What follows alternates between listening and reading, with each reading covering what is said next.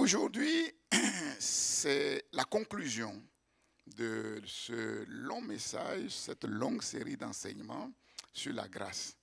Si je conclus, ce n'est pas parce qu'on a fait le tour. Vous savez, la grâce, le thème de la grâce est si vaste qu'on peut passer toutes des années entières à décortiquer effectivement ce thème si profond. Mais je crois que nous allons faire un break, nous allons faire une conclusion. Je crois que Dieu nous a donné ce dont nous avons besoin vraiment pour être impactés dans notre destinée et dans notre vie avec le Seigneur. Donc, ce matin, ça va être la conclusion de ce grand thème.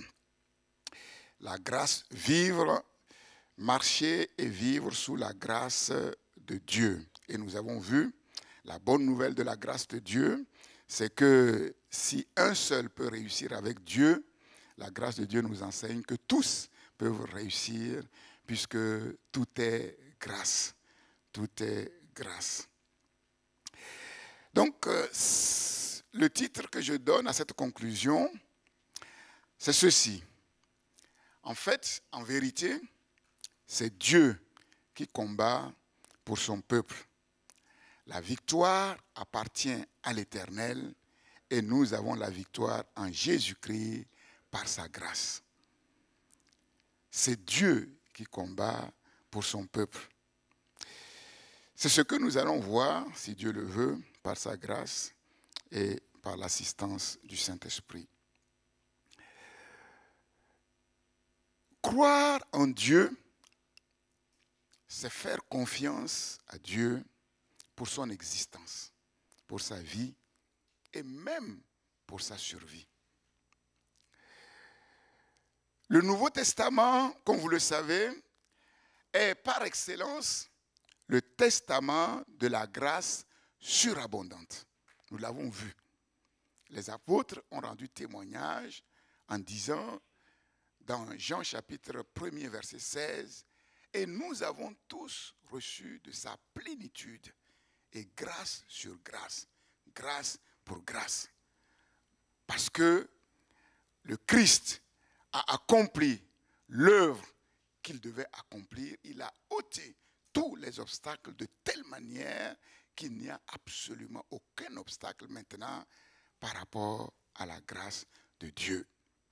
Cependant, un des traits caractéristiques de l'Ancien Testament et qu'on voit beaucoup plus clairement dans l'Ancien Testament que dans le Nouveau Testament, c'est ceci, c'est Dieu qui combat pour son peuple.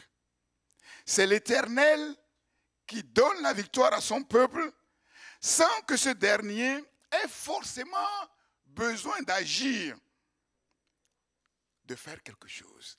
Et on le voit clairement, du moins quand on concentre notre attention sur cela, on le voit clairement dans l'Ancien Testament. Nous allons parcourir quelques exemples qui vont éclairer notre lanterne. Par exemple, Exode chapitre 14. Exode chapitre 14, Israël, le peuple de Dieu, est libéré des liens de l'esclavage en Égypte. Et Israël, sur ordre de l'Éternel, s'engage dans la voie de la terre promise, le but pour lequel Dieu a libéré son peuple de l'esclavage d'Égypte. Et très vite, nous voyons Israël dans une impasse, pris en étau, complètement dans une impasse. Derrière l'armée d'élite de Pharaon, déterminée à rattraper à tout prix Israël pour les ramener en Égypte. Parce que Pharaon s'est dit, mais qu'est-ce que nous avons fait? Nous avons fait la pire des erreurs, la grosse bêtise de laisser partir Israël. Mais la Bible nous dit que c'est Dieu qui a endurci le cœur de Pharaon pour le pousser à poursuivre Israël. Pourquoi? Afin de faire éclater sa gloire. Parfois, nous nous trouvons dans des situations compliquées, comme pris en étau dans une impasse. Et on se dit, on est tenté de dire, mais Seigneur, comment as-tu permis que je puisse me retrouver là? Mais ce qu'on ne sait pas, c'est que c'est Dieu qui a voulu, parce qu'il veut faire quelque chose d'extraordinaire au travers de cette situation. Tel était le cas, en tout cas, d'Israël, le peuple de Dieu. Israël ne s'est pas retrouvé dans cette impasse par hasard. Derrière l'armée d'élite de Pharaon avec leurs chars et devant la mer Rouge. Devant la mer Rouge, pris dans un étau. Et qu'est-ce qu'Israël va faire? La Bible nous dit, les enfants d'Israël eurent une grande frayeur et crièrent à l'Éternel. Crièrent à l'Éternel. Moïse, l'homme de Dieu, qui avait reçu les instructions du Seigneur, qui savait qu'Israël allait se retrouver dans cette impasse, qui croyait que son Dieu n'allait pas abandonner son peuple dans une telle impasse, Moïse répondit au peuple de Dieu en disant cette parole extraordinaire. Ne craignez rien, restez en place et regardez la délivrance que l'Éternel va vous accorder en ce jour. Ne craignez rien. Peut-être es-tu dans une situation difficile ce matin. Peut-être es-tu dans une impasse te disant, mais comment je vais faire? Comment je vais m'en sortir? C'est compliqué, ça me dépasse, c'est au-delà de mes capacités. Alléluia, ce n'est pas Moïse, c'est moi. De la part du Seigneur, je te dis ce matin, ne crains rien. Ne crains rien, Dieu n'est pas pris au dépourvu. Dieu ne peut pas être pris au... Toi, tu es pris au dépourvu, mais ce qui t'a pris au dépourvu, Dieu l'a vu longtemps à l'avance. Alléluia, ne crains rien, reste en place et regarde la délivrance que l'Éternel va t'accorder en ce jour. Car les Égyptiens que vous voyez aujourd'hui, regardez-les bien, parce que vous ne les verrez plus jamais. Vous ne les verrez plus jamais. L'Éternel combattra pour vous. L'Éternel combattra pour vous. C'est Dieu qui combat pour son peuple. C'est Dieu qui combat pour nous. Et vous, gardez le silence. Exode, chapitre 14, versets 13 à 14. Restez en silence. Il est bon d'attendre en silence le secours de l'Éternel. Ça ne sert à rien de crier à tort et à travers comme si Dieu n'était pas au courant. Ça ne sert à rien de crier à tort et à travers comme si Dieu n'était pas au contrôle. Oui, Dieu est bel et bien au contrôle de toutes choses. Il a la maîtrise parfaite des situations et tu peux lui faire confiance. Alléluia. Qu'est-ce que les Hébreux ont fait pour sortir d'Égypte? Ils n'ont rien fait de leur propre initiative pour terrasser l'Égypte, l'empire le plus puissant du monde, sans armée. Les enfants d'Israël n'ont rien fait de spécial pour mettre Pharaon, l'homme le plus puissant du monde à l'époque, par terre. Il fallait simplement croire et obéir. Il fallait simplement croire et obéir. Et quand Israël le faisait, quand Israël croyait et obéissait, alors la victoire était là. Quels que soient les ennemis, quelles que soient les situations, alléluia. Que devons-nous faire pour faire la volonté de Dieu? Que devons-nous faire pour faire l'œuvre de Dieu? L'œuvre de Dieu, c'est facile, c'est pas compliqué. L'œuvre de Dieu, c'est de croire en celui qu'il a envoyé. Et quand nous croyons en celui qu'il a envoyé, le Seigneur Jésus-Christ, c'est lui qui fait toutes choses. C'est lui qui s'occupe de nos ennemis. C'est lui qui s'occupe de nos situations. Alléluia. Que fit Moïse? Que fit Moïse pour amener la victoire? Moïse a fait quelque chose que n'importe quel gamin sur la terre peut faire. Moïse a levé simplement son bâton. 2 fois. Moïse a levé son bâton 2 fois sur la mer Rouge et l'affaire fut réglée. La première fois, pour fendre la mer Rouge, ce qu'on n'avait jamais vu auparavant. Moïse lève sa verge sur ordre de l'Éternel, sur l'instruction de l'Éternel. Moïse lève la verge et subitement, un vent souffle et qui sépare la mer Rouge en deux. D'un côté, il y avait comme une muraille. De l'autre côté, il y avait comme une muraille. Et Israël a traversé tranquillement. C'est quelque chose. J'aurais voulu être là. Voir la mer Rouge s'ouvrir, c'est quelque chose. Et la deuxième fois, parce que Dieu a endurci Pharaon, parce que Dieu voulait régler le compte de l'armée d'élite définitivement, va pousser Pharaon.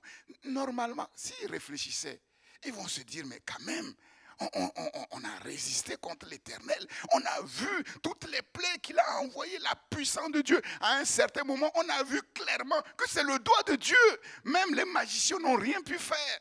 Ils voient la mer Rouge s'ouvrir, ils vont quand même réfléchir, se dire, mais on ne va pas quand même oser entrer. Mais ils sont entrés. Donc, laisse tes ennemis tranquilles. Occupe-toi de ton Dieu.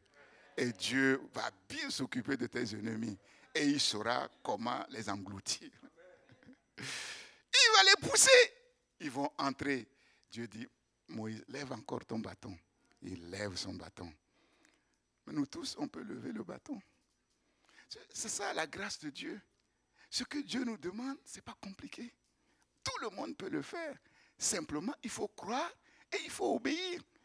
Quelqu'un pourrait se dire, oui, mais comment on va lever un bâton? Et puis, c'est trop facile. Oui, mais qu'est-ce qui est difficile devant Dieu? Dieu dit et la chose arrive. Y a-t-il quelque chose qui soit étonnant de... Pour nous, c'est difficile. Mais nous l'avons vu, la grâce de Dieu nous enseigne que ce qui est compliqué pour nous, et Dieu permet qu'il en soit ainsi pour qu'on voit nos limites, pour qu'on comprenne que sans lui, on ne peut rien faire. C'est tout. Mais ce qui est compliqué pour nous, mais c'est facile devant Dieu. Et Dieu se plaît à régler nos situations les plus inextricables. Dieu se plaît à régler nos impasses en disant de lever simplement un bâton. Donc ta maladie devant Dieu, c'est rien. Ton problème devant Dieu, c'est rien. Fais confiance à Dieu et tu verras. Moïse lève le bâton. Et alors qu'ils étaient bien au milieu, incapables ni de sortir, ni de retourner en arrière, et la mer Rouge va les engloutir. Israël, mis au large de l'autre côté, va regarder derrière et va voir sur le rivage tous leurs ennemis, ces gens, ces généraux qui avaient des galons, je ne sais pas quoi, qui se disaient les plus forts, les chefs militaires, les voilà étendus sur la terre. Alléluia. Alléluia. Il a dépouillé les dominations et les autorités et les a livrées publiquement en spectacle, en triomphant d'elles par la croix. Si tu ne le sais pas, je te le rappelle ce matin. Oui, le sort de tes ennemis a été définitivement réglé un jour à la croix. S'ils continuent de te poursuivre, Dieu va faire en sorte qu'ils soient honnis au vu et au su de tout. Toi, fais confiance à ton Dieu et ton Dieu combat pour toi, ton Dieu combattra pour toi. Deuxième exemple, Exode chapitre 17. Exode chapitre 17. Guerre contre les Amalécites. Amalek qui va vouloir en finir avec Israël en profitant du fait qu'Israël était fatigué. Il s'est dit, on va profiter, on va se jeter derrière ceux qui sont fatigués, on va leur régler leur compte. Exode chapitre 17. Amalek se leva pour combattre Israël à Rephidim. Et Moïse va mettre en place une stratégie de combat, mais toute particulière. Toute particulière. Moïse va dire à Josué de choisir des hommes vaillants et de descendre dans la plaine pour combattre Amalek et son armée. Pendant ce temps, lui, avec les anciens Aaron et Hur, ils vont monter sur la montagne. Ils vont monter sur la montagne.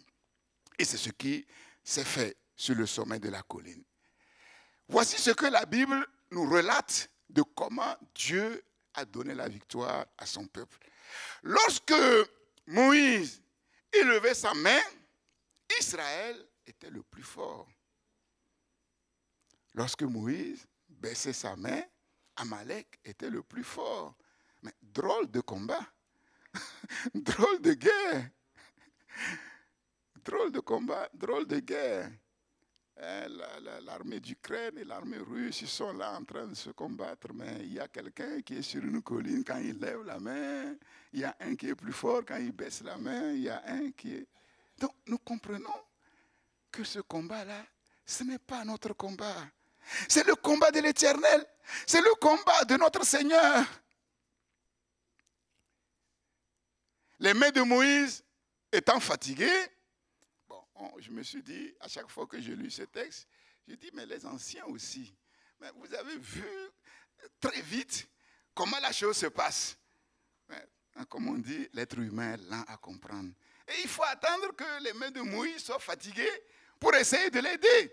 Je disais, non, Moïse n'a pas besoin d'aide. Quel homme, l'homme de Dieu? Y a-t-il un être humain qui n'a pas besoin d'aide sur la terre? Chacun a reçu son don et chacun sert Dieu avec son don. Personne n'a tout reçu. Les mains de Moïse étant fatiguées, ils prirent une pierre qu'ils placèrent sous lui et ils vont l'asseoir confortablement. Et qu'est-ce qu'ils vont faire? Il y a un qui va soutenir la main droite et l'autre qui va soutenir la main gauche. Et les mains de Moïse restèrent fermes jusqu'au coucher du soleil. Et la Bible dit, et Josué vainquit Amalek et son peuple au tranchant de l'épée. Qui a combattu dans ce combat? Est-ce que c'est Moïse et les anciens sur la colline? Est-ce que c'est Josué et les vaillants hommes dans la plaine? Qui a combattu ce combat? Il apparaît clairement, vous l'avez compris, je vois un peu vos gestes et je comprends que vous avez compris. Il apparaît donc clairement que la victoire n'est pas venue de la bravoure des combattants dans la plaine, quand bien même qu'ils ne faisaient pas semblant de combattre dans la plaine. Ils combattaient réellement dans la plaine. Mais il apparaît clairement que la victoire ne venait pas de la bravoure de ces vaillants soldats qui combattaient avec acharnement dans la plaine, mais que la victoire venait bel et bien de Dieu lui-même. De Dieu lui-même. Quand les mains de Moïse étaient levées, mais il se passait quelque chose d'extraordinaire, de miraculeux.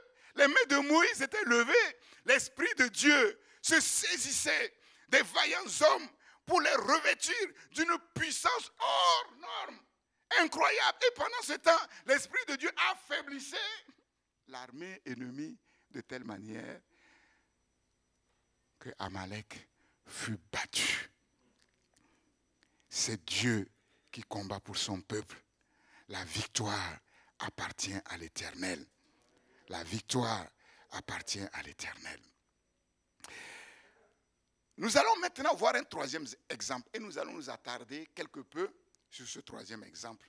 Parce qu'il y a là des principes de la grâce de Dieu qui nous permettent effectivement d'entrer et de vivre les victoires que Dieu a préparées pour nous. La grâce de Dieu doit être efficace dans nos vies. Et pour que la grâce de Dieu soit efficace, il y a des choses que la grâce de Dieu nous donne de faire. Et nous allons le voir assez clairement dans le troisième exemple. 2 Chroniques, chapitre 14. Il est question du roi Asa. Et nous allons lire le chapitre 14 de 2 Chroniques.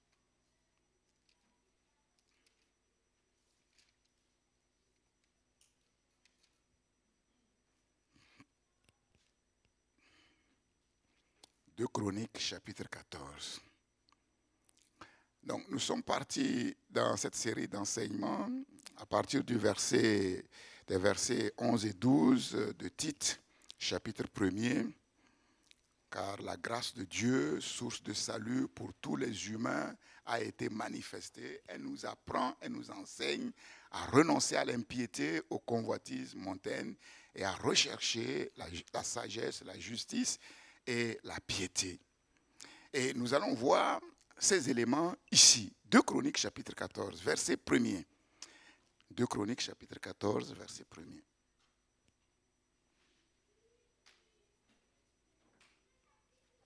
Asa fit ce qui est bien et droit aux yeux de l'Éternel, son Dieu. Il fit disparaître les autels de l'étranger et les hauts lieux. Il brisa les statues et abattit les idoles. Il ordonna à Juda de rechercher l'Éternel, le Dieu de ses pères, et de pratiquer la loi et les commandements. Il fit disparaître de toutes les villes de Juda les hauts lieux et les statues consacrées au soleil, et le royaume fut en repos devant lui. Il bâtit des villes fortes en Juda, car le pays fut tranquille, et il n'y eut pas de guerre contre lui pendant ces années-là, parce que l'Éternel lui donna du repos. Si nous cherchons l'Éternel, l'Éternel nous donne le repos. Il dit à Juda, bâtissons ces villes et entourons-les de murs, de tours, de portes et de barres. Le pays est encore devant nous, car nous avons recherché l'Éternel, notre Dieu. Nous l'avons recherché. Vous allez voir que le mot rechercher est répété plusieurs fois comme un refrain dans ces passages. Et il nous a donné du repos de tous côtés. Ils bâtirent donc et réussirent. Non seulement l'Éternel donne le repos quand nous le cherchons, mais l'Éternel nous donne le succès. Verset 7. Asa avait une armée de 300 000 hommes de Juda, portant le bouclier et la lance, et de 280 000 de Benjamin, portant le bouclier et tirant de l'arc, tous vaillants hommes. Zérak, verset 8, l'Éthiopien, sortit contre eux avec une armée de 1 300 000 chars, et il s'avança jusqu'à Marécha. Verset 9. Asa marcha au-devant de lui, et ils se rangèrent en bataille dans la vallée de Tsephata, près de Marécha. Asa invoqua l'Éternel, son Dieu, et dit, Éternel, toi seul peux venir en aide aux faibles comme aux forts. Viens à notre aide, Éternel, notre Dieu, car c'est sur toi que nous nous appuyons. Et nous sommes venus en ton nom contre cette multitude. Éternel, tu es notre Dieu, que ce ne soit pas l'homme qui l'emporte sur toi. Comment l'homme peut emporter sur Dieu? L'Éternel frappa les Éthiopiens devant Asa et devant Juda, et les Éthiopiens prirent la fuite. Asa et le peuple qui était avec lui les poursuivirent jusqu'à Guérar, et les Éthiopiens tombèrent sans pouvoir sauver leur vie, car ils furent détruits par l'Éternel et par son armée. Asa et son peuple prirent un très grand butin. Ils frappèrent toutes les villes des environs de Guérar, car la terreur de l'Éternel s'était emparée d'elles, et ils pillèrent toutes les villes dont le butin fut considérable. Donc Dieu a envoyé leurs ennemis, en fait, pour les enrichir, pour leur prospérité. Voilà, à première vue, on pourrait dire pour les embêter, mais non, c'est ça, il faut avoir la bonne vision des choses. Ils frappèrent aussi les tentes des troupeaux et ils amenèrent une grande quantité de brebis et de chameaux. Puis ils retournèrent à Jérusalem et nous disons Amen à la parole du Seigneur. Voici cette guerre, une multitude qui vient contre le peuple de Dieu. Une multitude qui vient contre le peuple de Dieu. Mais on voit bien que le roi de Juda, Asa, était dans une dynamique spirituelle. Il était dans la dynamique de la grâce efficace et suffisante de Dieu. La Bible nous dit que la grâce de Dieu, source du salut pour tous les humains, a été manifestée. Elle nous enseigne à d'abord renoncer à l'impiété et ensuite aux convoitises mondaines et rechercher, on pourrait dire, la sanctification, c'est-à-dire la sagesse, la justice et la piété. Donc quand la grâce de Dieu est à l'œuvre dans la vie d'un être humain, elle lui enseigne quelque chose. Et ça, nous l'avons vu. Et ce que la grâce nous enseigne, c'est de renoncer à tout ce qui fait obstacle. Ce qui fait obstacle à notre communion avec le Seigneur. Ce qui nous éloigne du Seigneur. Ce qui empêche le bras de Dieu d'agir en notre faveur. De telle manière que la grâce de Dieu qui est suffisante pour faire face à toute situation manifeste et fasse éclater la gloire de Dieu. Et nous voyons que la grâce de Dieu était sur le roi Asa. Et qu'est-ce que le roi Asa a fait?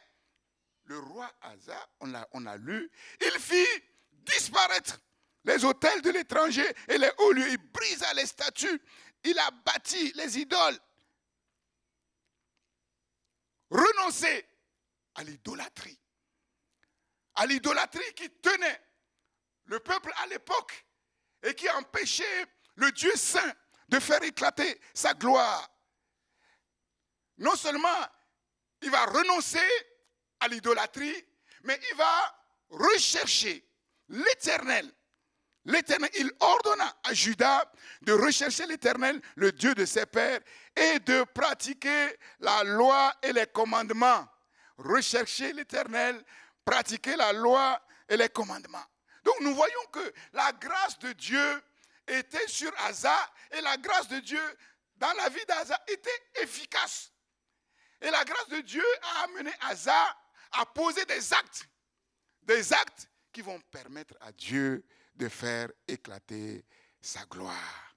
Il ordonna à Israël de rechercher l'Éternel. Et la Bible dit que parce qu'ils se sont engagés à rechercher l'Éternel de tout leur cœur, l'Éternel leur donna du repos. Si Dieu te donne le repos, qui peut oser venir perturber ce repos? Celui qui va oser venir perturber ce repos aura affaire non pas à toi, mais à celui qui t'a donné ce repos. Et c'est ce que nous voyons. Notre combat, en vérité, quand nous vivons et nous marchons sous la grâce de Dieu, est le combat de l'Éternel. Ce n'est pas notre combat. Ce n'est pas notre combat. Et là, Asa va faire une prière mais magnifique. Et dans cette prière, nous voyons vraiment le principe de la grâce. Quand la Bible dit tout est grâce, on ne le comprend pas comme on doit le comprendre. Certains disent oui, tout est grâce pour nous, les enfants de Dieu, qui connaissons le Seigneur, qui marchons avec le Seigneur. La grâce. Non, tout est grâce pour tous les humains sur la terre. C'est ce qu'on ne sait pas. Mais je vous l'ai déjà dit, la grâce de Dieu n'a pas commencé à se manifester depuis que nous avons dit oui au Seigneur Jésus. Non. La grâce de Dieu a commencé à se manifester depuis le jour où Dieu a eu à cœur de vous amener à l'existence. Et c'est parce qu'il a décidé de vous faire grâce qu'il vous a formé dans le sein maternel. Et il a mis sur vous une grâce. Dès le moment où Dieu a eu la pensée de vous amener à l'existence, il a libéré une grâce pour votre vie. Et cette grâce va vous accompagner tout au long de votre vie. Maintenant, qu'est-ce que nous faisons de cette grâce? Ça, c'est un autre problème. C'est un autre problème. Mais la grâce de Dieu est là. Quand nous regardons dans le rétroviseur de nos vies, depuis très longtemps, nous voyons que n'eût été la grâce de Dieu, peut-être qu'aujourd'hui, nous ne serons pas en vie. Pourtant, nous ne connaissons pas Dieu. Nous voyons clairement qu'à certains moments de notre vie, à certains épisodes, à certaines situations de nos vies, si Dieu n'avait rien fait, nous serons morts. Et ce n'est pas une fois, ce n'est pas deux fois. Ces situations, il y en a beaucoup. Moi, je me souviens, quand j'étais gamin, mais je ne sais pas qu'est-ce qui m'a pris. Ma grande sœur était matrone à l'époque. À l'époque, il n'y avait pas... Bon, c'était les matrones. Et puis, bon, j'avais accès à l'hôpital. Je rentre à l'hôpital pendant qu'il n'y avait personne. Je vois des trucs dans des bocaux, de liquide dans les bocaux. On était deux. Donc, on a pris, on a goûté. On a vu que c'était sucré. Et vous savez, au village, quand on était petit, tout ce qui est sucre, c'était bon. C'était bon. On a vu que c'était sucré. Qu'est-ce qu'on a fait? On a bu. On a bu. On est tombé. Ah oui, on est tombé. Au village, comment on va faire? Purge, il n'y a rien. Je ne sais pas comment ils ont fait, ils ont appuyé sur... Mais c'est la grâce de Dieu. C'est la grâce. J'ai vomi et je suis revenu. Mais des histoires, il y en a plein. Un jour j'étais là, on s'amusait. La nuit, on s'amusait sur le sable. Et j'avais mes bras étendus. Et puis je vois quelque chose qui me grattait. Je dis, mais qu'est-ce qui me gratte là? Je lève mon bras. C'est un serpent qui voulait passer. Curieusement, je n'ai pas pris peur. Hein? Je lève ma jambe, il passe tranquillement et il remonte sur l'autre jambe et il continue sa route. Si ce n'est pas la grâce de Dieu. Je vous assure, la grâce de Dieu est là depuis. Si la grâce de Dieu s'est manifestée avant qu'on le connaisse, mais maintenant qu'on connaît le Seigneur, c'est là qu'on va avoir des problèmes. N'acceptez pas les ruses du diable qui vous fait croire qu'à partir du moment où tu donnes ta vie au Seigneur Jésus-Christ, c'est là où c'est compliqué, c'est là où c'est dur. Attends, quand on était comme des jouets entre les mains du diable, parce qu'on ne connaissait pas la vérité, qu'on vivait n'importe comment, qu'on vivait dans le péché, le diable n'a rien pu faire. Et maintenant qu'on est enfant de Dieu, c'est maintenant que le diable... Mais ces pensées-là, les chrétiens les acceptent. Ils ouvrent la porte au diable. Ils ouvrent la porte au diable. Et ils deviennent vulnérables devant le Seigneur. Devant le Seigneur. Voilà pourquoi je vous dis ce matin, examinez profondément vos vies. Discernez. Vous savez, Dieu, dans sa grâce, a mis sur chaque être humain des choses qui vont être des déclencheurs de sa destinée. Des personnes, des lieux qui vont être le déclencheur. Discernez quel est le privilège que la grâce de Dieu a mis sur votre vie. Et ne jouez pas avec ce privilège-là. Ne jouez pas avec ce privilège. Ce privilège peut être simplement le lieu de votre habitation. Ce privilège peut être simplement parce que vous êtes né d'une famille chrétienne. Et vous savez, mais curieusement, on a tout renversé. On a tout renversé. On dit non, né d'une famille chrétienne, c'est compliqué. Devenir chrétien jeune, c'est se mettre la corde au cou. En fait, le diable a tout renversé. Ce qui, normalement, devait s'apparenter comme un privilège particulier pour t'éviter certaines erreurs irrémédiables, pour te protéger, le diable le transforme pour te faire croire que mais c'est ça même ton problème. Mais jeune et chrétien, c'est le nec plus ultra. Il n'y a pas de privilège sur la terre qui soit supérieur à cela. Jeune et chrétien, c'est le nec plus ultra. Mais le diable fait croire que si tu deviens chrétien très jeune, mais tu ne vis plus. Tu ne vis plus. La fureur de vivre, James Dean, ça l'a conduit où? La fureur de vivre. Accident mortel. On veut mordre la vie à pleines dents et c'est la vie qui mord à plein croc. Oui. C'est terrible. Le diable a tout renversé. Et si vous regardez dans le monde, c'est comme ça, tout est renversé. Celui qui dit la vérité, il n'est pas intéressant. Celui qui ment et qui arrive, ah ouais, c'est lui qui est quelqu'un. C'est ça. On n'est pas loin de ce film, hein, je crois que c'est l'enfant du pardon, où on a prêché, on a diffusé le film de Jésus dans une contrée lointaine. C'est une histoire vraie. Hein. Et puis, le film Jésus, ils voyaient Jésus qui faisait des miracles, ça ne leur disait rien. Ils se moquaient même de Jésus. Et puis subitement, on arrive à Judas. Judas qui a trahi Jésus. Ah, ils se sont levés. Ils s'étaient... Mais pourquoi? Parce que dans leur culture, le traître, c'est le héros. Le traître, c'est le héros. Et aujourd'hui, on n'est pas loin. Parce que l'iniquité s'est accrue. L'amour du grand homme s'est refroidi. Celui qui dit la vérité, c'est lui qui a tous les problèmes. Celui qui ment et qui sait mentir, c'est lui qui s'en sort. Donc refusons ces clichés. Renversons ces faux raisonnements, ces ruses de l'ennemi. Jeune chrétien, c'est le nec plus ultra. Discerne quels sont les privilèges que la grâce de Dieu t'a donné pour être le rempart de ta vie, le rempart de ta destinée. Ça peut être, mais une relation. Ça peut être une relation. Et quand tu discernes cela, il ne faut pas jouer avec cela. Il ne faut pas jouer avec cela. Asa a fait cette prière remarquable. Remarquable. Qui illustre le principe de la grâce pour tous qui est suffisante, qui illustre le principe qu'en vérité, quel que soit ce qu'on peut penser, tout n'est que grâce. Et qu'est-ce qu'il dit dans sa prière? Asa invoqua l'Éternel son Dieu et dit, Éternel, toi seul peux venir en aide aux faibles comme aux forts.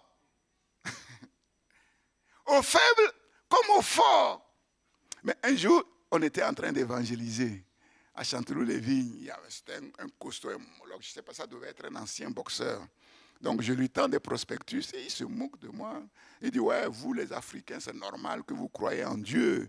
Avec la pauvreté, avec tout ça là, c'est normal que vous cherchiez à quoi se raccrocher. Mais ce n'est pas ce que Asa dit ici.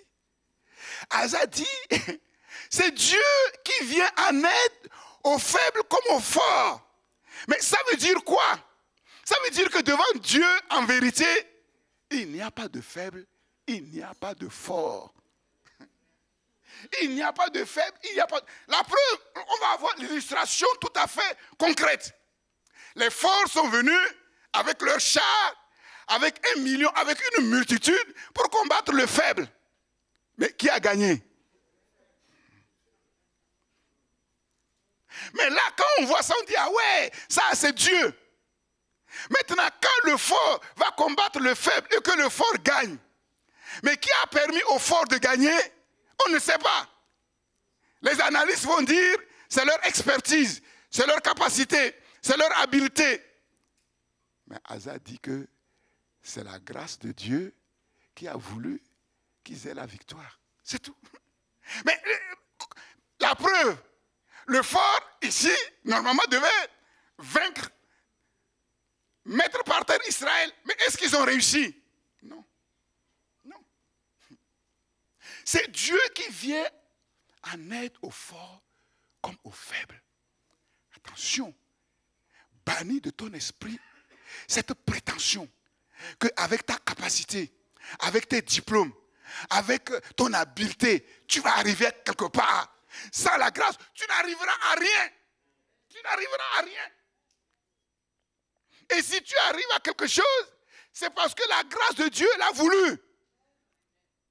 C'est parce que la grâce de Dieu... Alors on va dire, oui, mais dans ce cas-là, pourquoi dans le monde, des gens qui ne connaissent pas Dieu, ils réussissent et ils sont des forts? Oui, mais ne mélangez pas tout. Il y a le Dieu créateur, il y a le Dieu rédempteur. Le Dieu créateur s'occupe de toute sa création. Et tout être qu'il a créé, il a créé en lui donnant des dons et des capacités. Et ces dons et ces capacités, c'est pourquoi? C'est pour quelque chose. C'est ce que nous enseigne la parabole des talents. Ces dons et ces capacités, c'est pour le bien commun.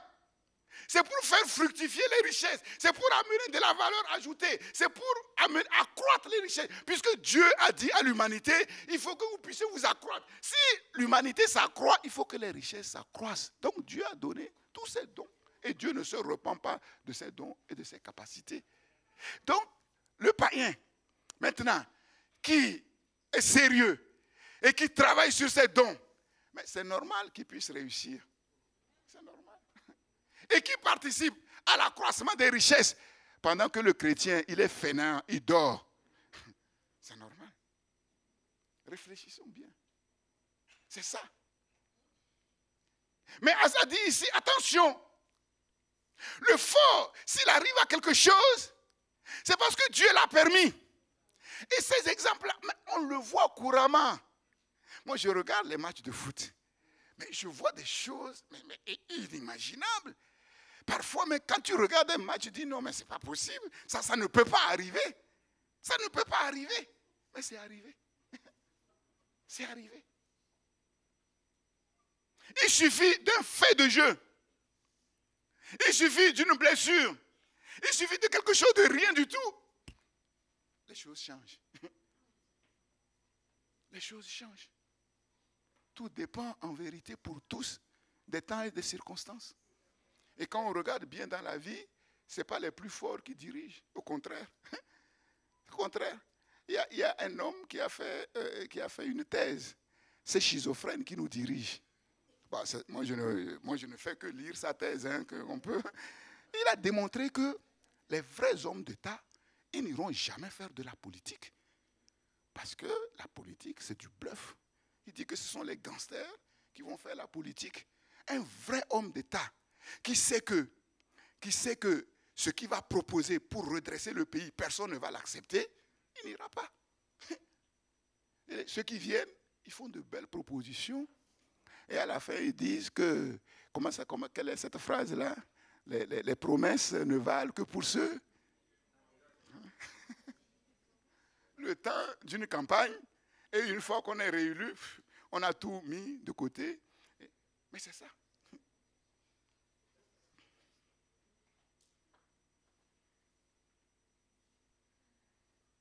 La grâce de Dieu est opérationnelle. Et on va le voir plus loin. On va voir que Dieu, il voit toute la terre. Il voit tous les êtres humains. Il y en a qu'il soutient. Voilà. Ce qui reste dans le cadre de sa grâce.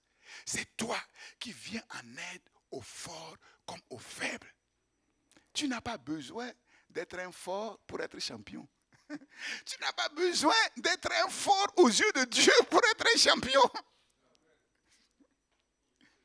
Il te suffit simplement de recevoir la grâce de Dieu, de vivre sous la grâce de Dieu, de laisser la grâce de Dieu être efficace dans ta vie en renonçant à l'impiété, en renonçant au convoitisme moderne, en recherchant ton Dieu, en t'attachant à ton Dieu. Que tu sois faible ou fort, peu importe.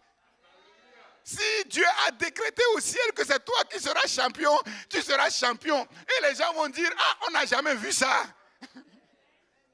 Ascension fulgurante. On n'a jamais vu ça. Donc on se fatigue pour rien parfois. Je ne dis pas qu'il ne faut pas travailler. Je ne dis pas qu'il ne faut pas faire ceci, il ne faut pas faire cela. La grâce de Dieu, je vous l'ai enseigné, ce n'est pas pour qu'on soit des paresseux, parce que le précieux trésor d'un être humain, c'est son activité. Quelqu'un qui ne fait rien, il ne peut pas se développer. Il ne peut pas développer son intelligence, ses capacités, ça ne sert à rien. Mais Dieu se fiche de tout cela. Ce que Dieu cherche, c'est ceux dont le cœur est tout entier à lui. Ceux qui le cherchent, ceux qui ont compris qu'en vérité, c'est la grâce de Dieu qui fait toutes choses et qui se disent, plutôt que de courir à gauche et à droite, je vais courir après mon Dieu. Une fois que j'ai saisi mon Dieu et que j'ai saisi pleinement sa grâce m'enseignera ce qu'il faut faire pour arriver au bout. C'est tout. C'est toi qui viens en aide aux forts comme aux faibles. Éternel. C'est toi, c'est sur toi que nous nous appuyons. Puisque c'est toi qui viens en aide aux faibles comme aux forts. Puisque c'est toi qui détermine au final l'issue du combat. C'est toi qui détermine qui va vaincre ou qui ne va pas vaincre. Alors, c'est sur toi que nous nous appuyons. Et nous sommes venus en ton nom contre cette multitude. Éternel, tu es notre Dieu. Que ce ne soit pas l'homme qui l'emporte sur toi. Cette prière a eu un écho favorable, a fait vibrer le Dieu de la grâce. Et le Dieu de la grâce a dit, il a levé, doit donner leur la victoire. Donnez-leur la victoire. L'Éternel frappa les Éthiopiens devant Asa et devant Juda. Et les Éthiopiens prirent la fuite.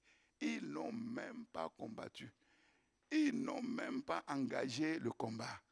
Et la victoire a été acquise. On va continuer. Pourtant, quelque chose va se passer dans la vie d'Asa. Quand Asa a vu ça, il a été fortifié. Tout Juda a été fortifié. Chapitre 15. Dieu va parler. L'Esprit de Dieu fut sur Azaria, fils d'Oded. Et Azaria alla au-devant d'Asa et lui dit, écoutez-moi, Asa, et tout Juda et Benjamin. L'Éternel est avec vous quand vous êtes avec lui. Si vous le cherchez, vous le trouverez. Mais si vous l'abandonnez, il vous abandonnera. Dieu n'abandonne jamais personne. Dieu dit, une femme abandonne-t-elle son bébé? Oui, quand bien même une femme abandonne son enfant, moi l'Éternel, je ne t'abandonnerai jamais. Par contre, si tu l'abandonnes, il ne peut rien faire. Et c'est normal. Ce que Dieu veut, c'est une relation d'amour. On ne peut pas forcer une relation d'amour. Quand le fils prodigue a décidé de partir, son père n'a rien fait pour le garder, même si c'était comme un coup de poignard. Il n'a rien fait. Et heureusement qu'il n'a rien fait. Il fallait que le fils expérimente certaines choses pour comprendre certaines vérités fondamentales, le privilège qu'il avait dans la maison du père. Il ne s'en rendait même pas compte. Il a dit, ok, mais puisque c'est comme ça, laissez-le. Ephraïm est attaché aux idoles, laissez-le faire. Il ne peut que s'enfoncer. Comme ça, il va toucher le fond. Et quand il touche le fond, mais après, il n'y a qu'une seule alternative, c'est remonter. Il a touché le fond. Et c'est là qu'il va commencer à comprendre et mettre tout en œuvre maintenant pour remonter. Si vous l'abandonnez, il vous abandonnera. Vous avez le privilège de venir dans la maison de Dieu, écouter la bonne parole de Dieu qui est de nature à impacter votre vie, à impacter votre destinée, à faire de vous un champion de Dieu. Si vous trouvez que ce n'est pas intéressant et que vous décidez d'aller dans le monde, Dieu dit, ok, laissez-le aller dans le monde, qu'il aille se faire brûler. Il va comprendre s'il n'est pas brûlé jusqu'au 7e degré. 4e degré, je ne sais pas. Pendant longtemps, il n'y a eu pour Israël ni vrai Dieu, ni sacrificateur qui enseigne, ni loi. Donc, quand quelqu'un abandonne Dieu, en fait, il devient une proie facile entre les mains de l'ennemi. Il n'a pas la parole, et vous savez qu'il y a la seule arme pour vaincre le diable, c'est la parole. Il est écrit. Il devient une proie facile. Ni sacrificateur, ni pasteur qui redresse, ni loi, ni commandement. Donc il est livré à lui-même et il ne peut que se perdre. Mais au sein de leur détresse, ils sont retournés à l'Éternel. Ils ont compris quelque chose. Ils ont abandonné l'Éternel. L'Éternel a dit, ok, laissez-les. Ils ne peuvent que se brûler. Et quand ils vont se brûler, ils n'auront que deux choix. Ou revenir, ou se brûler davantage. Mais on est intelligent quand même. Ils sont revenus. Le Dieu d'Israël, ils l'ont cherché. Et ils l'ont trouvé. Donc vous comprenez, quand le diable t'amène à abandonner l'Éternel, après, quand tu comprends que c'est chaud, il faut bien revenir. Et il faut bien chercher l'Éternel. Il ne faut pas simplement revenir s'asseoir. Ah non, parce que le diable qui t'a amené en arrière, il va tout faire pour que tu ne sois pas connecté avec Dieu. Il va tout faire. Je vous ai déjà dit que quand le diable a accès dans la vie d'un être humain, il n'abandonne jamais. Il n'abandonne jamais parce qu'il connaît déjà le territoire. Plutôt que d'abandonner le territoire qu'il connaît bien pour aller défricher d'autres champs, non. Il n'abandonne jamais, sauf si l'homme le plus fort entre dans la vie de cette personne Il n'y a pas d'autre alternative. Mais au sein de leur détresse, ils sont retournés à l'Éternel, le Dieu d'Israël. Ils l'ont cherché et ils l'ont trouvé. Dans ces temps-là, point de sécurité pour ceux qui allaient et venaient. Car il y avait de grands troubles parmi tous les habitants du pays. Voilà le lot de ceux qui abandonnent l'Éternel. Ils ne connaissent pas le repos. C'est des troubles, c'est des problèmes, problème sur problème, échec sur échec. On se heurtait, peuple contre peuple, ville contre ville. Parce que Dieu les agitait par toutes sortes d'angoisses. Vous donc, fortifiez-vous et ne laissez pas vos mains s'affaiblir, car il y aura un salaire pour vos œuvres. Après avoir entendu ces paroles et la prophétie d'Oded, le prophète, Asa se fortifia et fit disparaître les abominations de tout le pays de Juda et de Benjamin et des villes qu'il avait prises dans la montagne d'Éphraïm. Et il restaura l'autel de l'Éternel qui était devant le portique de l'Éternel. Il rassembla tout Juda et Benjamin et ceux d'Éphraïm, de Manassé, de Siméon qui habitaient parmi eux, car un grand nombre de gens d'Israël se joignirent à lui lorsqu'ils virent que l'Éternel son Dieu était avec lui. Ils s'assemblèrent à Jérusalem le 3e mois de la 15e année du règne d'Asa. Ce jour-là, ils sacrifièrent à l'Éternel sur le butin qu'ils avaient amené 700 bœufs et 7000 brebis. Ils prirent l'engagement de chercher l'Éternel. Un engagement solennel. Le Dieu de leur père, de tout leur cœur, de toute leur âme. Parce qu'ils ont vu les conséquences heureuses quand ils cherchaient l'Éternel. Comment ils vivaient dans le repos, dans la paix, dans la victoire. Tout allait bien. Et quand ils ne le recherchaient pas, ils voyaient les conséquences, les troubles, les querelles, les problèmes, les défaites. Et ils se sont dit, mais on ne va pas être lent à comprendre. Il faut faire quelque chose de radical. Ils vont prendre un engagement solennel. Et quiconque ne chercherait pas l'Éternel, le Dieu d'Israël, devait être mis à mort. Il valait mieux qu'un seul soit mis à mort, plutôt que ce seul-là amène la mort pour tout Israël.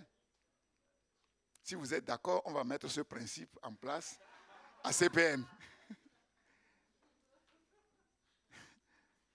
Mais vos rires là sont... Je n'arrive pas à décoder. Je ne sais pas si c'est un rire franc, d'un oui franc. Bon, j'ai compris quand même.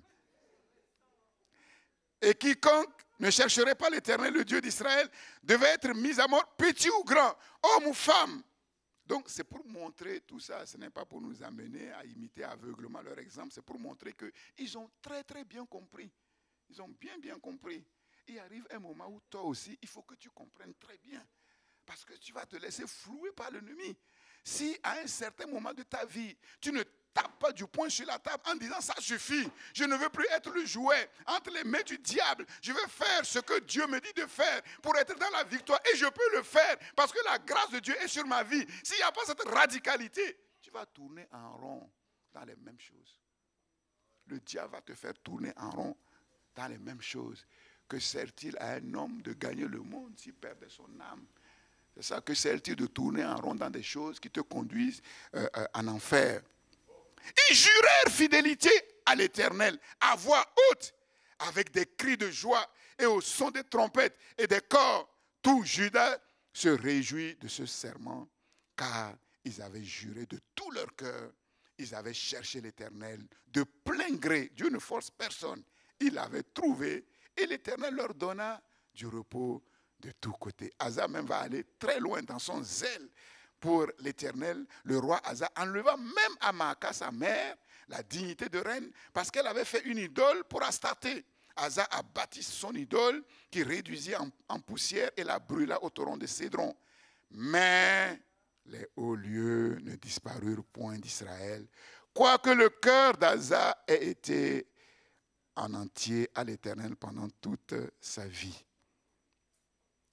D'où l'importance de la radicalité. Et nous allons voir les conséquences. Un petit mais qui va tout changer. D'où l'importance de la radicalité. Tout ce qu'on refuse d'amener au Seigneur, toutes les choses dont on ne veut pas se séparer, sous prétexte que ça nous procure un certain plaisir, ça nous arrange. Si Dieu n'est pas d'accord, ça deviendra tôt ou tard une porte ouverte. Une porte ouverte. Et le diable n'a pas besoin d'une grande porte pour entrer. Même le trou d'une aiguille, ça lui suffit. Ça lui suffit. Il peut se faire tout petit pour s'effiler. Là, on va. Mais les hauts lieux ne disparurent point. Ces jardins secrets, ces choses qui tiennent intimement l'être humain. Quand on le voit, on ne le voit pas. On voit quelqu'un qui semble aimer Dieu, quelqu'un qui prie bien, qui adore bien, qui fait des choses, mais personne ne voit dans le jardin secret de son cœur un coin quelque part où il ne permet jamais à Dieu, au Seigneur, d'y entrer. Voici, je me tiens à la porte et je frappe. Si quelqu'un entend ma voix et qu'il ouvre, je rentrerai et je souperai. Mais si on refuse d'ouvrir, Dieu ne va pas entrer. Le Seigneur ne va pas entrer. Il mit dans la maison de Dieu les choses consacrées par son Père et par lui-même, de l'argent, de l'or et des vases. Donc il a fait ce qu'il devait faire pour consacrer ces choses à l'Éternel. Et on va voir très vite, quelque chose va changer. Quelque chose va changer. Donc on voit les principes. Quand nous respectons les principes de la grâce de Dieu nous donne la force de dire non aux choses qui nous amènent loin de l'Éternel, de dire non aux choses qui nous amènent à abandonner l'Éternel, de chercher, et en même temps de chercher l'Éternel, de chercher la sanctification. La grâce qui est sur notre vie nous en donne la capacité. Et quand nous le faisons, nous sommes dans le repos, nous sommes dans la victoire. Dieu est avec nous et Dieu nous donne la victoire. Mais si nous l'abandonnons, mais le Seigneur nous abandonne. Si nous méprisons cette grâce, le Seigneur va nous mépriser. Et c'est ça. Et au chapitre 16, on ne reconnaît plus Asa. Du moins, pas entièrement. La 37e année du règne d'Asa, Baïcha, roi d'Israël, monta contre Juda. Et il bâtit Rama pour empêcher ceux d'Asa, roi de Juda, de sortir et d'entrer.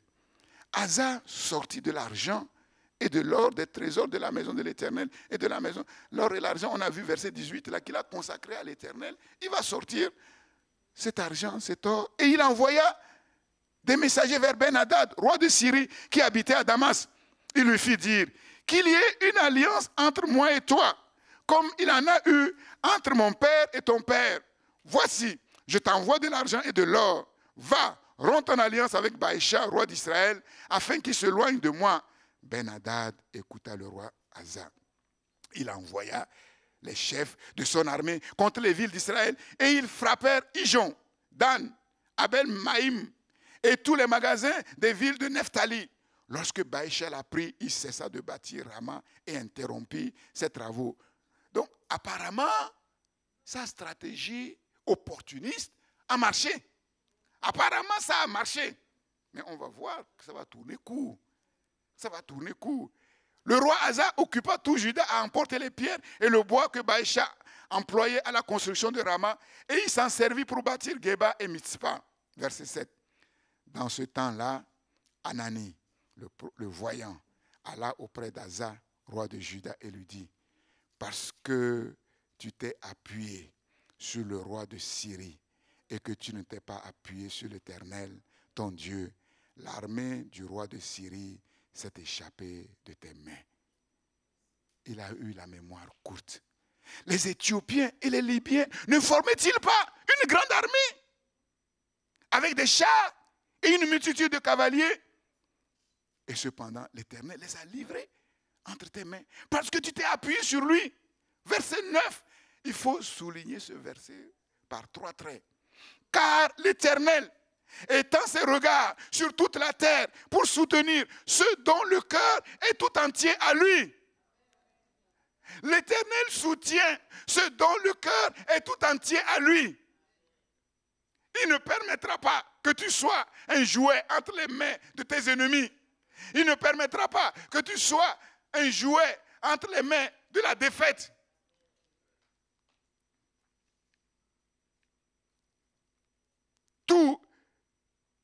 ceux qui s'appuient sur l'Éternel sont précieux à ses yeux. Ceux qui le cherchent de tout leur cœur, ceux dont le cœur est tout entier à l'Éternel. Tu as agi en insensé dans cette affaire, car dès à présent, tu auras des guerres. Que personne n'agisse en insensé. Après avoir entendu la parole de la vérité et ensuite la parole de la ruse du diable qui lui fait croire qu'il peut s'en sortir même s'il ne s'appuie pas sur l'Éternel et qui commence à lui montrer quelques petites victoires. Et il croit que finalement c'est cette voie qui est la voie de la vérité. Dieu dit qu'il n'en soit pas ainsi pour nous, mais que nous soyons des sages. Des sages. Et la grâce de Dieu libère en nous la sagesse de l'Éternel. Renoncer, la grâce de Dieu nous amène à renoncer à l'impiété, aux convoitises du monde et à rechercher la sagesse. Ça veut dire que cette grâce nous communique la sagesse pour discerner les voies de Dieu, pour discerner le plan de Dieu, pour discerner les ruses de l'ennemi. Tu as agi en insensé dans cette affaire, car dès à présent, tu auras des guerres, tu auras des problèmes, et tes problèmes n'en finiront pas. Curieusement, regardez comment Asa va agir. On ne le reconnaît plus. Asa fut irrité contre le voyant. Bon, ne vous irritez pas contre moi, hein. C'est pas moi. Moi, je suis le porte-parole pour votre bien. Même si la parole peut être dure parfois, c'est pour votre bien. Moi, je ne suis pour rien du tout. Il n'a pas discerné que c'est l'Éternel qui a parlé au travers du prophète. Il s'irrita contre le voyant et le fit mettre en prison parce qu'il était en colère contre lui. Et dans le même temps, Asa opprima quelques-uns du peuple. Les actions d'Asa, les premières et les dernières, sont écrites dans le livre des rois de Juda et d'Israël. La 39e année de son règne, Asa eut les pieds malades au point d'éprouver de grandes souffrances. Même pendant sa maladie, il ne chercha pas l'Éternel, mais il consulta les médecins. Vivre et demeurer sous la grâce de l'Éternel. La grande leçon que Asa a apprise et mise en pratique au début de son règne, cette grande leçon, Asa l'a subitement abandonnée, sans qu'on ne sache pourquoi. Vers la fin de son règne, nous comprenons que le tout, ce n'est pas de bien commencer, mais de bien commencer, de bien continuer et de bien finir. Jésus n'a-t-il pas dit que c'est ceux qui persévéreront jusqu'à la fin qui seront sauvés? Qui seront sauvés. Pourquoi ce revirement? Pourquoi ce changement? La paix dont Asa jouissait, le repos, la prospérité matérielle, il avait tout. Plus d'ennemis. Asa s'est-il endormi? Ce qui est sûr, c'est que Asa n'a pas veillé pour demeurer fidèle à l'engagement que lui et tout le peuple ont pris solennellement. Ils ont juré tous fidélité à Dieu. Quelque chose s'est passé. Asa n'est pas demeuré fidèle à Dieu. Asa n'a pas continué à chercher continuellement l'Éternel comme il a fait au début de son règne. Devant la menace de Baïcha, roi d'Israël, Asa choisit de s'appuyer sur les ressources politico-militaires. Il sortit l'or et l'argent qu'il avait consacrés dans les trésors de la maison de l'Éternel, la maison du roi, afin de s'acheter les faveurs, l'alliance de Ben-Hadad, roi de Syrie. En apparence, comme on l'a vu, ça a marché. Ce que le diable offre, en apparence, ça commence par bien marcher. Mais très vite, ça tourne au vinaigre. Ça tourne au vinaigre. Dieu lui donne une chance. Il envoie le prophète Anani pour ramener Asa sur le droit chemin. Mais rien à faire. Asa endurcit son cœur dans cette erreur.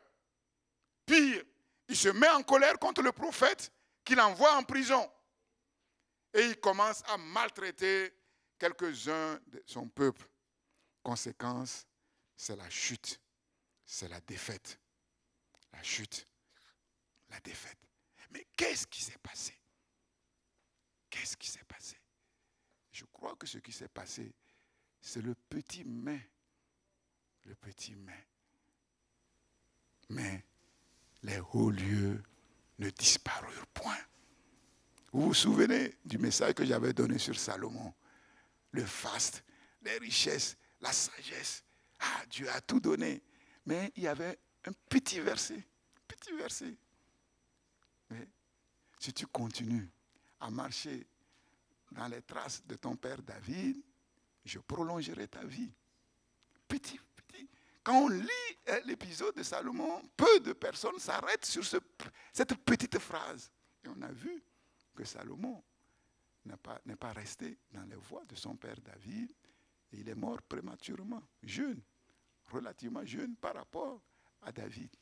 Mais les hauts lieux, tout ça nous enseigne de faire attention.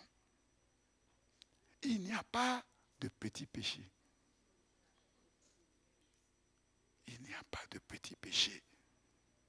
Ces petites choses, les petites choses, vous savez, les petits renards sont petits et mignons. Ils peuvent détruire tout un champ.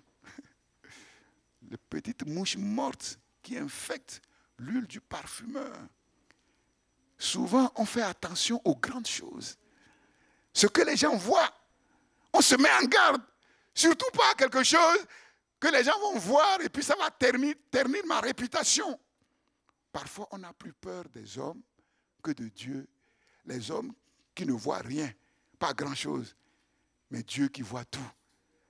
Mais il n'en faut pas. À partir du moment où tu sais très bien que Dieu n'est pas d'accord avec quelque chose dans ta vie, ne fais pas comme si tu ne le sais pas. C'est ça le problème. Si tu fais comme si tu ne le sais pas, en vérité, cette chose, c'est ça, le haut lieu. Le haut lieu. Le haut lieu. Même si Dieu dit d'arrêter, tu vas discuter avec Dieu. Tu vas raisonner avec Dieu. Mais Dieu, il s'adapte, comme je vous ai dit. Et je vous ai dit que ce n'est pas bien. Quand les parents s'adaptent à un enfant, ce n'est pas bien pour l'enfant. Les parents ne doivent pas s'adapter. L'enfant ne sait rien. Il a besoin d'être corrigé, d'être mis sur les rails. Mais quand les parents s'adaptent à l'enfant, ce n'est pas bon pour son éducation, pour son succès. Et quand Dieu s'adapte à nous, ce n'est pas bon. Et le pire, c'est que quand il s'adapte, Dieu n'est pas là comme les parents, gronder avec un gourdin, on te frappe. Non. Il s'adapte. Il dit, bon, puisque c'est comme ça, laissez-le. Et donc, comme Dieu ne frappe pas, on a l'impression que Dieu est d'accord. Mais comment Dieu peut être Dieu? Est-ce que Dieu se contredit? Dieu ne peut pas se contredire. Il t'a déjà dit une fois que ce n'est pas bon. 2 fois, c'est pas bon. 3 fois, c'est pas bon. Qu'est-ce que tu veux qu'il dise? Qu'il vienne t'enchaîner? Attends. Non. Non. Tu ne vas pas envoyer une petite fourmi pour combattre un éléphant. C'est absurde. Dieu ne va pas vouloir se combattre avec toi. D'ailleurs, au début, Dieu a dit, mais mon esprit ne contestera pas toujours dans l'homme. Je n'ai pas créé l'homme pour me contester avec lui. Je l'ai créé par amour pour son bonheur. Maintenant, s'il ne comprend pas, laissez-le. Et ce n'est pas bon. Les hauts lieux. Les hauts lieux. Et la prospérité est venue. La facilité est venue. Tout semblait bien. Je vous ai dit, parfois on croit que quand la bénédiction sera là, Dieu va nous mettre au rage. On n'a plus de combat, on est guéri, que ce sera facile. Ah non, c'est le plus dur. C'est le combat le plus dur. Au moins quand on n'a rien, on crie à Dieu. Et quand on n'a rien, on ne crie pas à Dieu. Imaginez quand vous allez voir quelque chose, qui va crier à Dieu? Personne. Ah, Dieu m'a béni. D'ailleurs, quand on évangélise, souvent, il y a des gens qui disent, ouais, non, moi, Dieu est avec moi. On dit, ah bon, Dieu est avec moi? Oui, mais Dieu m'a béni, j'ai un travail, je suis marié, j'ai des maisons. Il y en a beaucoup comme ça dans le monde. C'est ça le problème. C'est terrible. C'est terrible. Asa a changé complètement vers la fin de sa vie. Un problème non réglé avec le Seigneur demeure un problème non réglé. Et la vieillesse ne changera rien. Je vous ai dit, maintenant nous avons le recul. J'ai vu des enfants de Dieu qui ont en apparence servi Dieu de tout leur cœur, fidèles aux réunions, à l'évangélisation. Mais la fin de leur vie a été dure. Pour certains, tragique. Et ça, je n'exagère pas.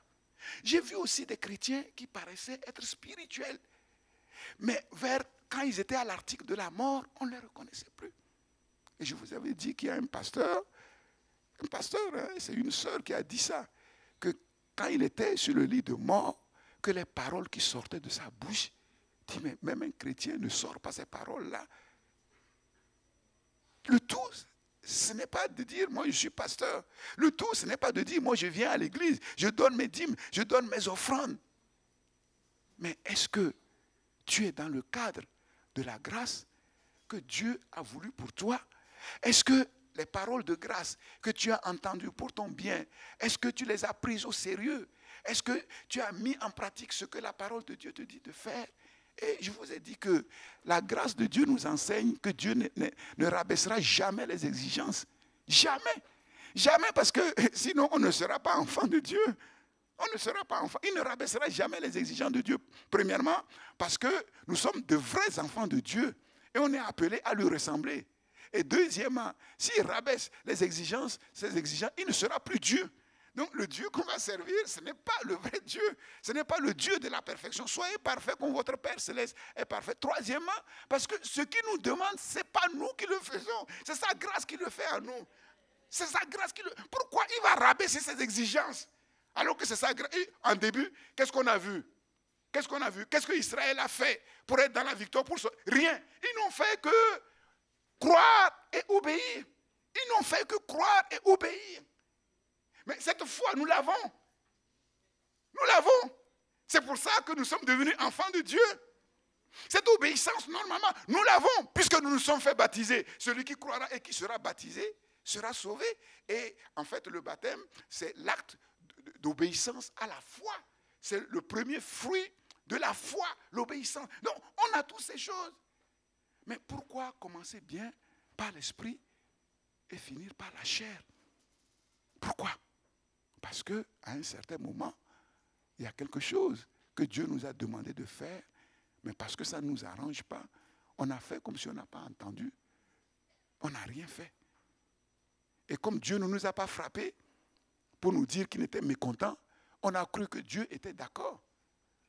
Dieu était d'accord jusqu'au moment où, fatidique, plaise à Dieu. Moi, je dis, je ne veux pas attendre ma vieillesse pour me rendre compte qu'il fallait faire quelque chose bien plus tôt.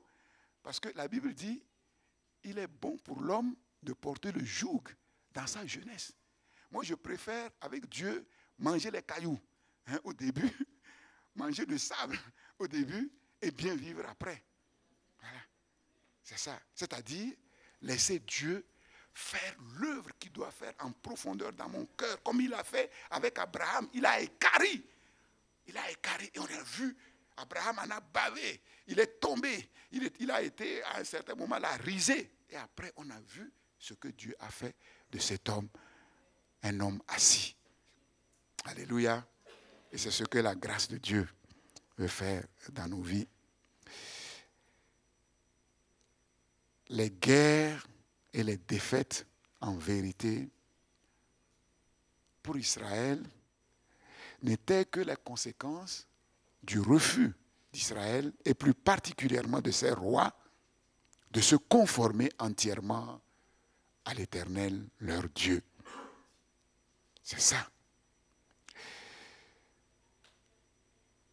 Afin de demeurer sous la grâce efficace et suffisante de Dieu. Car l'Éternel promène ses regards sur toute la surface de la terre pour soutenir en quelque lieu que ce soit, quels que soient les temps et les circonstances, ceux dont le cœur est tout entier à lui. Asa fut malade des pieds au point d'éprouver de grandes souffrances. le prophète Anani ne l'a pas amené à changer. Et même les souffrances ne l'ont pas amené à changer. Oui. Malgré cela, le roi refusa de revenir à l'Éternel. Il a préféré se confier aux médecins, aux hommes. Maudit soit l'homme qui se confie à l'homme, voilà, qui prend la chair pour appui. Béni soit l'homme qui se confie à l'Éternel. Nous ne sommes pas de ceux qui nous retirons pour nous confier aux hommes, pour nous appuyer sur la chair, mais nous sommes de ceux qui gardons la foi pour nous confier à l'Éternel, quels que soient les temps, quelles que soient les circonstances, et Dieu nous donnera la victoire et nous irons de l'avant. Que son nom soit béni, que son nom soit glorifié. Seigneur, notre Dieu, tu es Dieu. Tu le restes. Qu'on croit ou qu'on ne croit pas, ça ne change rien à qui tu es. C'est une vérité implacable. Merci de ce que tu t'es révélé à nous. Merci de ce que ta grâce nous a été donnée dans sa plénitude. Et nous voulons que cette grâce soit efficace dans nos vies. Nous ne voulons pas la piétiner, sous un quelconque prétexte, Seigneur. Non. Ta grâce nous suffit. Ta grâce est efficace. Oui, que nous soyons faibles ou que nous soyons forts, là n'est pas le problème. Le problème est-ce que nous demeurons et nous vivons, nous marchons sous la grâce de Dieu. Si nous demeurons sous la grâce de Dieu, oui, Dieu nous donnera sa victoire. Dieu accomplira ses promesses. Dieu accomplira notre destinée. Dieu nous élèvera. Dieu fera éclater sa gloire. Personne ne peut nous toucher impunément. C'est ce que ta grâce nous enseigne. Seigneur, notre Dieu, nous te demandons pardon, Seigneur, oui, pour nos entêtements. Nous te demandons pardon, oui, combien parfois, oui, nous sommes prêts à courir après les choses que nous aimons tant et nous traînons les pieds quand il s'agit de courir après toi, Seigneur. Combien nous sommes prêts à rechercher avec ardeur des choses qui nous satisfont pour un temps, mais nous traînons les pieds à rechercher celui qui est capable de nous combler au-delà de toute mesure. Seigneur, pardon pour notre lenteur à comprendre, Seigneur. Cela ne date pas d'aujourd'hui, ni d'hier, ni d'avant-hier. Depuis que le monde est monde, l'être humain est lent à comprendre, Seigneur. Mais tes enseignements sont venus comme une dynamite dans nos cœurs pour briser, Seigneur, tout ce qui fait obstacle à notre entendement et pour libérer ta sagesse, Seigneur. Ta force, Seigneur, la grâce nous donne la force de dire non à ces choses qui nous tirent vers l'arrière et oui à ces choses qui nous donnent d'aller de l'avant. Car ce que, oui, la parole de ta grâce nous demande de faire, ta grâce nous donne la capacité de faire. Dans ta grâce, il y a la faveur. Oui, dans ta grâce, il y a la faveur imméritée, mais il y a aussi la capacité, Seigneur, et nous voulons serrer dans notre cœur ta grâce, oui, dans toutes ces dimensions, Seigneur, oh Dieu, que cette grâce opère en nous, comme ça a été le cas de nos pères en la foi, pour faire de nous ce que tu veux faire de nous, pour nous amener à accomplir les œuvres pour lesquelles tu nous as créés, Seigneur, les choses pour lesquelles nous existons, Seigneur, et pour démontrer que tu es le Dieu d'amour. Seigneur, oui, jeter l'opprobre et la confusion sur le vindicatif, Seigneur, oh Dieu, sur le menteur, sur le malin, sur le rusé. Seigneur, bénis, Seigneur, ta parole encore une fois dans le cœur de chacun de tes enfants, Seigneur, oh Dieu. Ta parole est là pour nous éclairer par rapport à ces exemples, Seigneur, oh Dieu, afin que nous aussi, nous ne suivions pas ces mauvais exemples, Seigneur, oh Dieu, que nous ne fassions pas comme Asa, Seigneur, que nous commencions bien, que nous continuions bien, afin de finir bien, Seigneur, oh Dieu. Oui, c'est ce que tu veux pour chacun de tes enfants, et il en sera ainsi, car ta grâce est suffisante, ta grâce est efficace, ta grâce est toute puissante. Loué sois-tu, Seigneur. Loué sois-tu pour tout ce que ta grâce a déjà fait dans nos vies et pour tout ce que ta grâce fera dans nos vies. Seigneur, qu'elle soit puissante en nous, qu'elle soit forte en nous, Seigneur, pour nous amener sur le terrain de la radicalité par rapport au péché, par rapport à l'ennemi, par rapport à la chair, Seigneur, oh Dieu, afin de nous engager, oui, à te rechercher tous les jours de notre vie au travers de ta parole, que nous comprenons, que nous mettons en pratique, Seigneur, oh Dieu, rechercher l'Éternel, notre Dieu, tous les jours, afin qu'il nous donne du repos, qu'il nous donne du succès, qu'il nous élève, Seigneur, et que le monde voit que nous aussi, nous sommes appelés fils de Dieu. Et ce n'est pas des vaines paroles, Seigneur, que nous sommes princes et princesses du royaume. Et ce n'est pas de vaines paroles. Béni sois-tu pour la parole de grâce qui va accomplir puissamment son œuvre en chacun de nous. Au nom de Jésus-Christ, nous avons prié. Amen. Amen. Merci, Seigneur.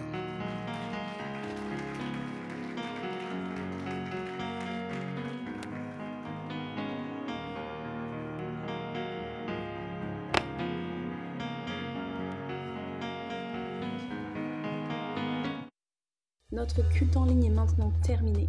Merci à tous de nous avoir suivis. Vous pouvez nous suivre sur christpourlesnations.com. Nous vous souhaitons une excellente semaine. À dimanche prochain.